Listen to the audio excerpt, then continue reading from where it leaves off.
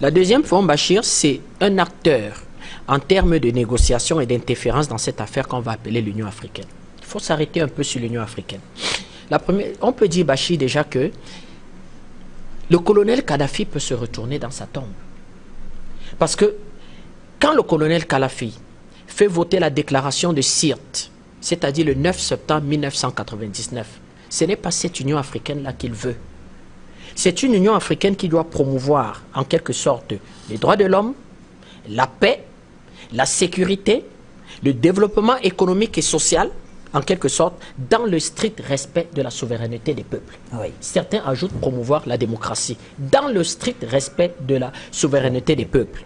Or, la déclaration de l'Union africaine, de dire, en quelque sorte, de reporter et de surseoir à une décision de la Cour constitutionnelle Bachir, ça n'avait qu'un seul objectif, de mettre la RDC et de faire de la RDC un État sous tutelle, une colonie.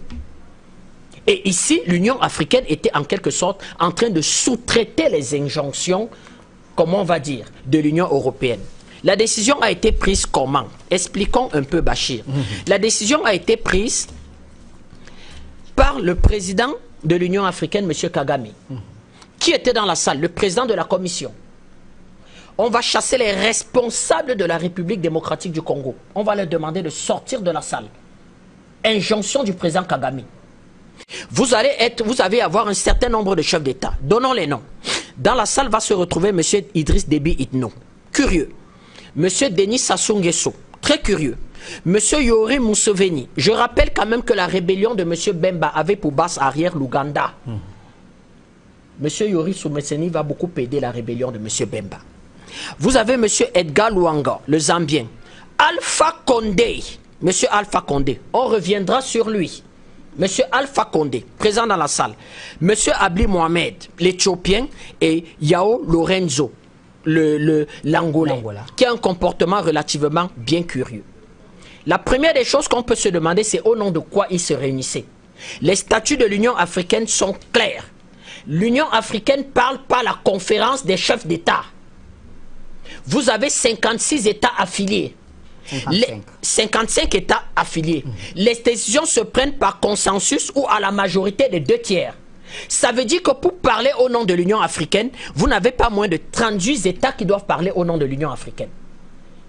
Et quand vous regardez en quelque sorte les questions de paix et de sécurité, les questions de paix et de sécurité se traitent à l'intérieur de ce qu'on va appeler la commission de paix et de sécurité. Cette commission de paix et de sécurité va reprendre dans l'article 4 du protocole de l'acte constitutif de l'Union africaine que l'Union africaine peut intervenir dans les États sur 3 cas.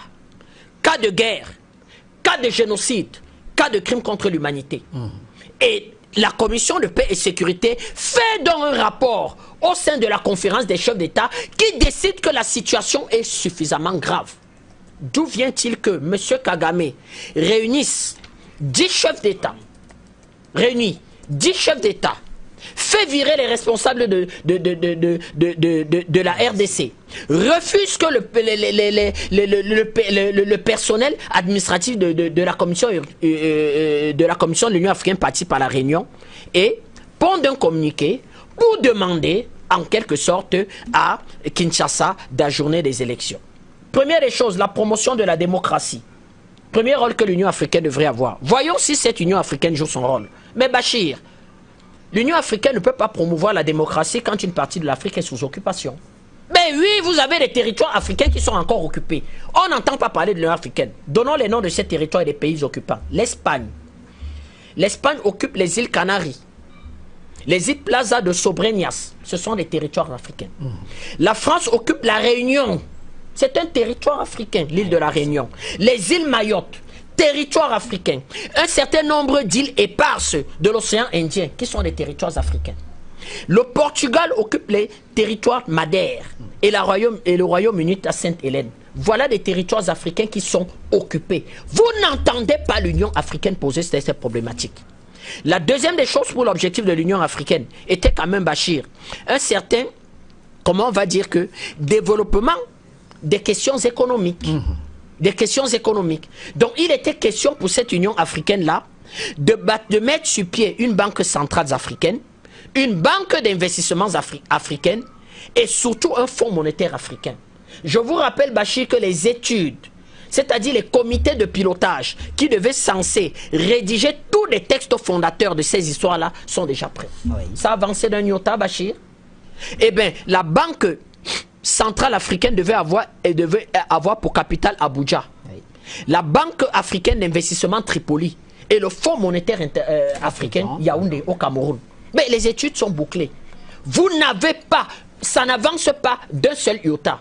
Monsieur Kagame va nous expliquer qu'il faut mettre sur pied un vaste marché commun. Mais on n'a pas attendu Monsieur Kagame pour savoir qu'un vaste marché commun et des économies intégrées peut permettre de doper en quelque sorte le commerce et les échanges.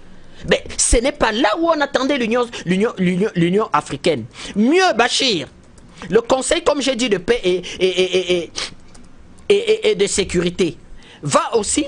Il va se poser un problème au sein de l'Union africaine, de savoir si on va par une intégration totale, de l'Afrique, comme le voulait le colonel Kadhafi, avec la mise sur pied de ces institutions économiques et financières, ou s'il fallait véritablement aller par petits pas par des intégrations sous-régionales. Mais le traité d'Abuja va être clair là-dessus, Bachir. C'est-à-dire qu'il va falloir aller par petits pas, par en fait des intégrations sous-régionales. Et le dernier sommet qui va avoir lieu à Kigali va donner raison en fait au traité d'Abuja de dire que quand un conflit a lieu en fait dans un pays, ce sont en fait les sous-zones d'intégration régionale qui doivent se saisir du conflit, essayer de voir comment résoudre le conflit et faire un rapport en quelque sorte à la commission et à la conférence des chefs d'État. C'est pour ça que quand nous avons un conflit en Afrique de l'Ouest, c'est généralement la CEDEAO qui se réunit, essaye de voir dans quelle mesure ils peuvent apporter une solution et fait un rapport. Mais la RDC appartient à la Commission économique des États de l'Afrique centrale. On ne va jamais saisir la Commission économique des États de l'Afrique centrale. Il faut dire que le président de cette commission, le président Ali Bongo, est légèrement alité en ce moment. Mais il y a son secrétariat exécutif.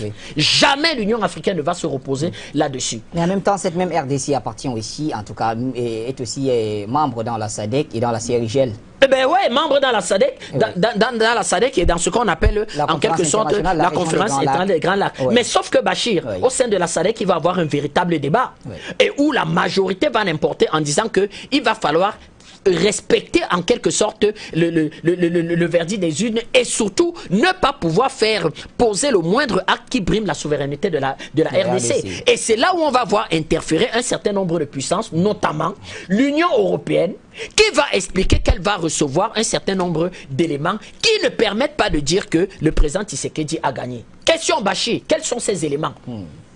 Et nous avons tous assisté à l'audience publique de la Cour suprême. Est-ce qu'on nous a brandi ces éléments irréfutables, Bachir? Mieux, l'Union européenne aujourd'hui va entretenir un certain mensonge avec la CENCO en disant qu'ils ont pu recevoir des fuites de, comment je vais dire, de la Commission électorale nationale indépendante qui donne M. Fayoulou vainqueur à 60%. Sauf que Bachir, nous ne voyons pas ces fuites. Nous ne voyons pas cette fuite. C'est toujours quelque chose qui est entretenu par les médias occidentaux et entretenu en quelque sorte par un certain nombre de pays impérialistes de l'Union européenne pour donner cette instruction à l'Union africaine de véritablement décider de donner injonction à la République démocratique du Congo de ne pas pouvoir en quelque sorte proclamer des résultats. Bachir, si les résultats n'avaient pas été proclamés, eh bien, ce qui aurait pu se passer aurait été très grave. Parce qu'à chaque fois qu'on va violer la souveraineté d'un État, le remède va être pire. Souvenez-vous, en Côte d'Ivoire, il va y avoir 1000 réunions. 1000 réunions. Sauf qu'à un moment donné, on va interférer dans la souveraineté de Côte d'Ivoire et on ne va plus savoir qui aura primauté sur qui. Monsieur Bao, il va y avoir un grand débat en Côte d'Ivoire de savoir qui devait donner les résultats de l'élection. Choy va estimer que c'est lui.